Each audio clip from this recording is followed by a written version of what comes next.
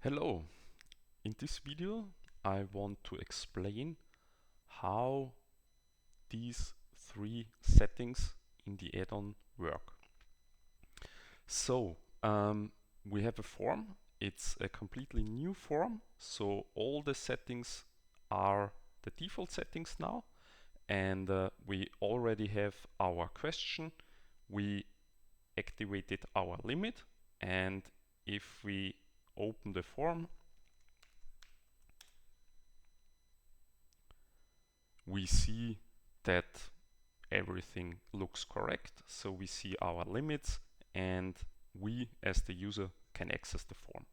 So when we have a look at the default Google Forms settings, we will see by default the form won't collect email addresses, it won't send a copy of the response, and it won't limit to one response. So that's by default. If we change this setting to responder input and we refresh our form, we will see everything is still working. The user can insert the email address and submit the form.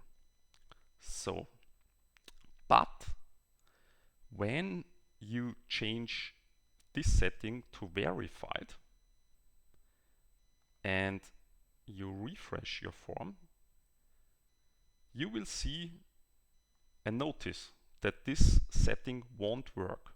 So if you want to only collect verified email addresses, in this case, either change this to do not collect or responder input.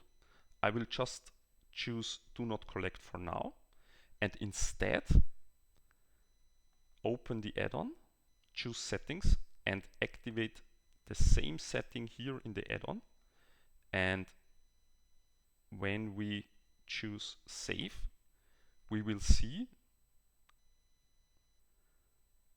that the add-on will automatically change this to responder input. Of course, because the Google form needs the email address. So this is necessary, but verified is not supported.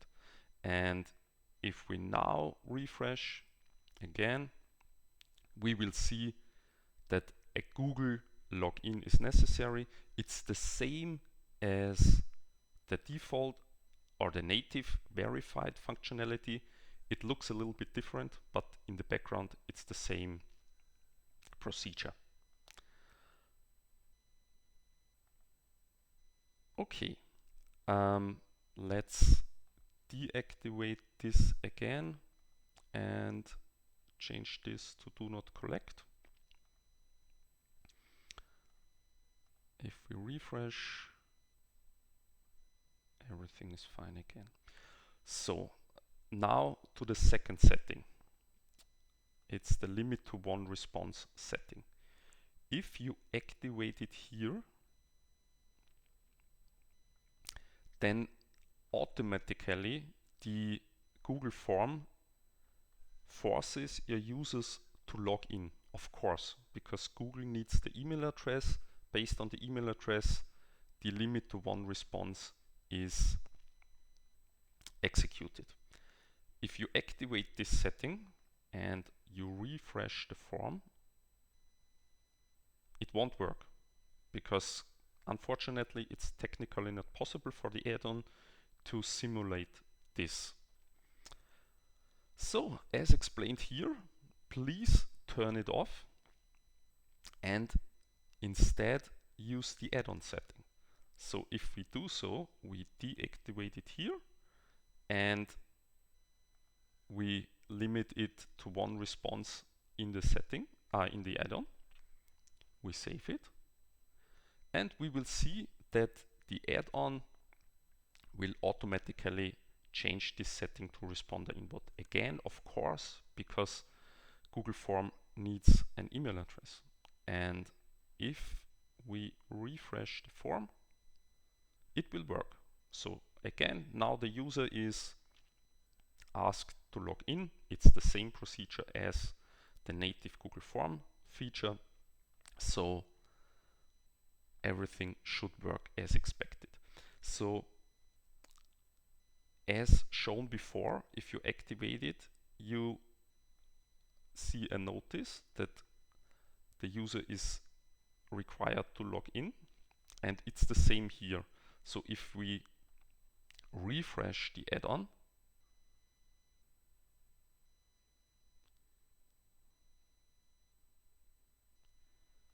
we will see that the add-on also activated the collect email addresses verified, because of course it's needed, otherwise it's not possible to limit the response per email address.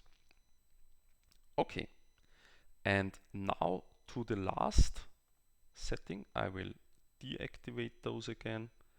And the last setting, which might be confusing, is this one: send responders a copy of the response. So please always keep it off. If you choose when requested or always, then you will also see a warning, and you are asked to turn it off and instead use the add-on setting. So we will do so. We turn it off and we activate the add-on setting. And also here you can see the add-on will change this setting to responder input if it has not been chosen. And if we refresh, then you can access the form. And when the user submits the form, the response will automatically be sent to this email address. So it is done in the background by the add-on, and you can just choose this setting. So I hope it explains the settings for you. I'm sorry that it might be somehow confusing. Unfortunately, technically, it's not possible in another way. If you need additional support, please contact us via our website, and thank you.